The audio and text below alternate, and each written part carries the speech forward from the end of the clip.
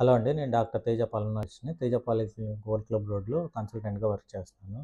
ఇవాళ నేను ఒక పేషెంట్ గురించి నేను చెప్దాం అనుకుంటున్నాను. ఒక 8 మంత్స్ బ్యాక్ ఒక పేషెంట్ వచ్చారు. ఆయనకి 20 ఇయర్స్ నుంచి ఆస్తమా ఉంది. కానీ అయినా గానీ ఇన్హేలర్స్ వాడుతున్నాడు గానీ ఎప్పుడు రెస్పాండ్ అవ్వలేదు. నా దగ్గరికి వచ్చేటప్పుడు ఆక్సిజన్ లెవెల్స్ 91, 92తో ఉన్నాయి.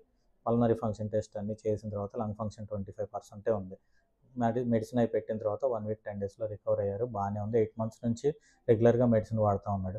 ఆక్సిజన్ లెవెల్స్ కూడా 97, 98కి వచ్చేసినాయి. కాకపోతే అది స్టాప్ చేయడానికి కుదరదు. ఎందుకంటే లంగ్ ఫంక్షన్ తక్కువ ఉంది కాబట్టి.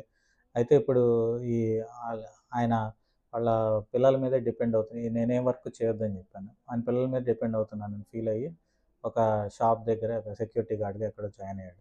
జాయిన్ అయిన 2, 3 డేస్‌లోనే ఆయనకి ఇన్ఫెక్షన్ వచ్చింది. Cough, fever. వాళ్ళేమనుకున్నారు చిన్న ప్రాబ్లమేలే అనుకోని లోకల్ ఆర్ఎంపీ దగ్గరికెళ్ళి మెడిసిన్ వాడారు. కొంతవరకు తగ్గింది, రిలీఫ్ వచ్చింది.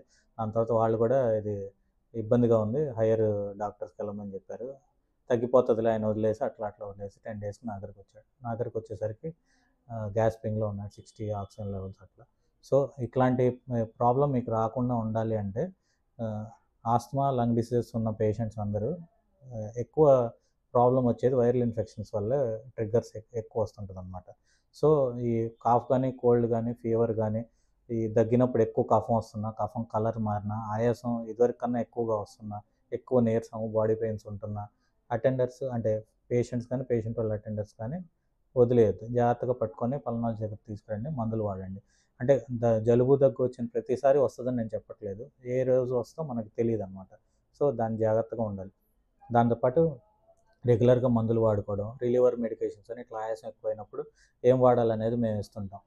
కొంత డిసీజ్ తగ్గిన తర్వాత మెయింటెనెన్స్ డోస్ పెడతాం. ఆ టైంలో రిలీవర్ మెడికేషన్స్ ఇస్తూ ఉంటాం. అవి రెగ్యులర్‌గా వాడుకోవడం, వ్యాక్సిన్స్ ఏయించుకోవడం, ఇన్ఫెక్షన్ రాగానే 2, 3 days over the counter medications వాడుకున్నా తగ్గలేదంటే compulsory డాక్టర్‌ని, పల్మనాలజిస్ట్‌ని కలవడం, దానికి సంబంధించి మందులు వాడుకోవడం.